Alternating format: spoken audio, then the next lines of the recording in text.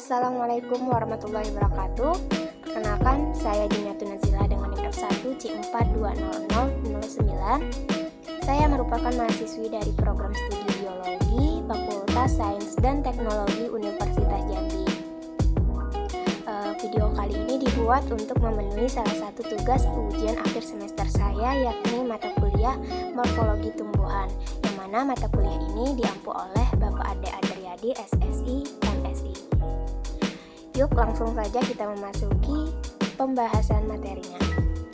Nah teman-teman, sebelum kita memasuki penjelasan mengenai akar, ada baiknya kita mengingat kembali mengenai konsep dasar pada morfologi tumbuhan. Pada tumbuhan itu memiliki beberapa organ. Yang pertama ada akar atau radix, kemudian ada batang atau kaudis, ada daun yang disebut dengan folium, ada bunga yang disebut dengan floss, ada buah yang disebut dengan fructus, dan ada biji yang disebut dengan semen.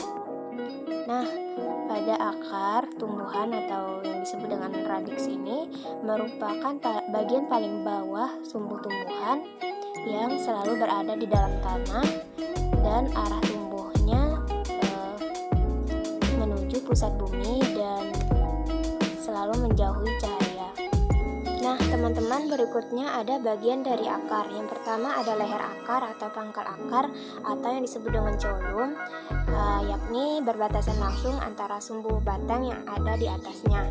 Kemudian pada bagian pangkal akar ini, di bagian bawahnya terdapat yang namanya sumbu akar atau batang akar atau yang disebut dengan corpus radicus. Dan kemudian pada sumbu batang ini memiliki percabangan yang disebut dengan cabang akar atau radix lateralis. Nah, biasanya pada cabang akar ini pada ujung-ujungnya terbentuk rambut akar atau yang disebut dengan pilus radicalis. Pada bagian rambut akar ini merupakan bagian memperluas untuk bidang penyerapannya. Kemudian pada ujung akar disebut dengan apex radicus, yakni yang terdiri dari jaringan-jaringan yang masih muda yang terus tumbuh. Kemudian pada ujung akar terdapat yang namanya tudung akar atau kalitra yang berfungsi untuk melindungi jaringan akar yang masih muda dan masih lemah. Berikutnya ada perkembangan struktur akar secara morfologi. Dapat dilihat pada gambar ada embrio atau yang kita kenal sebagai biji. Nah, pada bagian tengah biji ini terdapat radikula atau akar lembaga. Pada proses selanjutnya, radikula ini akan tumbuh menjadi akar primer atau radix primaria.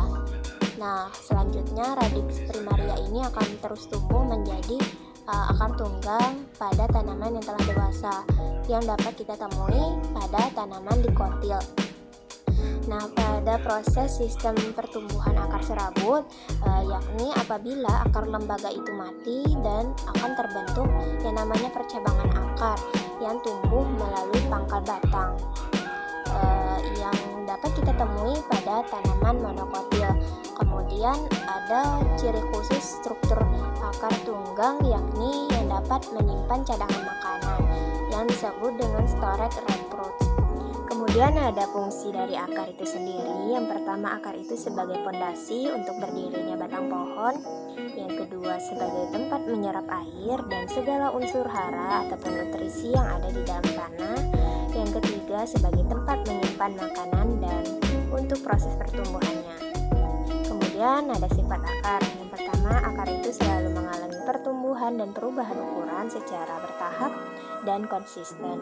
Yang kedua, ruang gerak proses pertumbuhan akar ini selalu berkaitan dengan arah gaya gravitasi bumi. Jika arah akar menuju pusat bumi dinamakan dengan geotrop, sedangkan menuju air dinamakan hidrotop. Akar juga selalu menjauhi udara dan cahaya. Hal ini berarti akar berada di dalam tanah. Kemudian kondisi akar selalu berwarna tanah atau bahkan lebih pucat.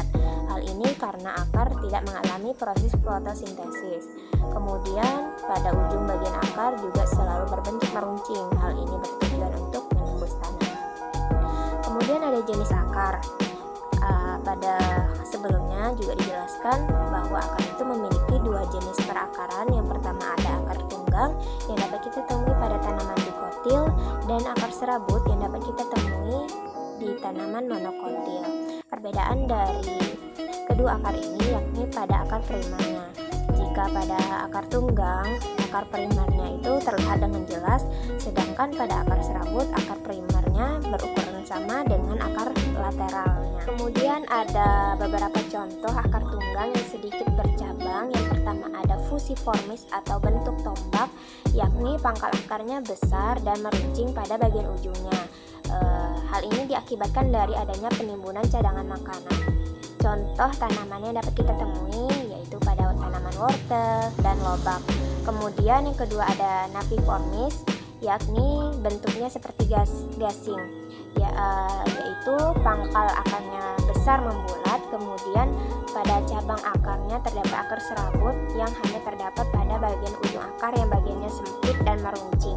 Kemudian ada filiformis atau bentuk benang, yakni akar tunggang kecil yang menyerupai serabut akar dan mempunyai percabangannya yang sedikit. Dapat kita temui pada tanaman keraton. Berikutnya ada akar udara atau akar gantung atau juga disebut dengan radix aereus, yakni akar ini keluar dari bagian-bagian tanaman yang terdapat di atas tanah. Akar ini selalu menggantung di udara selama dia menggantung, dan akar ini juga hanya bisa menyerap air dari zat gas yang ada di udara, dan seringkali mempunyai jaringan khusus untuk menimbun air yang disebut dengan filamen. Contoh tanamannya dapat kita temui pada tanaman anggrek kalajen. Selanjutnya ada akar nafas atau pneumatopora, yakni akar yang keluar dari dalam tanah secara tegak lurus. Biasanya bentuknya itu meruncing ke atas. Akarnya ini juga ada sebagian di dalam tanah. Akar ini berfungsi untuk pernapasan. Dapat kita temui pada tanaman jenis bakau yaitu Pidade sonera. Kemudian ada akar lutut atau knirut, yakni akar yang keluar kemudian membengkok dan masuk kembali ke dalam tanah. Umumnya juga akar ini berfungsi untuk pernapasan. Dapat kita temui pada tanaman bakau. Ada akar kinjang atau prop roots, yakni akar yang keluar dari batang yang terdapat di atas tanah. Kemudian akar ini masuk ke dalam tanah. Hal ini bertujuan untuk menunjang si batang. Dapat kita temui pada tanaman bakau atau rhizopora.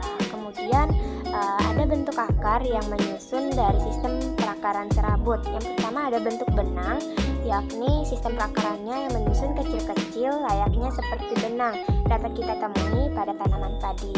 Kemudian yang kedua ada bentuk tambang, yakni sistem perakaran yang menyusun yaitu kaku, keras, dan cukup besar layaknya seperti tambang. Dapat kita temui pada tanaman pohon kelapa. Dan berikutnya ada bentuk lengan, yakni sistem perakaran yang menyusun terdiri dari akar-akar serabut yang besar-besar dan menyerupai lengan, dan tidak banyak memperlihatkan bentuk percabangannya. Dapat kita temui pada tanaman Pandanus tectorius. Nah, sampai juga pada penghujung video. Saya sendiri Jumiatun Nazila mengucapkan terima kasih dan permintaan mohon maaf apabila terdapat kekurangan dan kesalahan pada penyampaian materi ini. Saya akhiri, wabillahi taufik wal hidayah. Wassalamualaikum warahmatullahi wabarakatuh. Bye bye guys.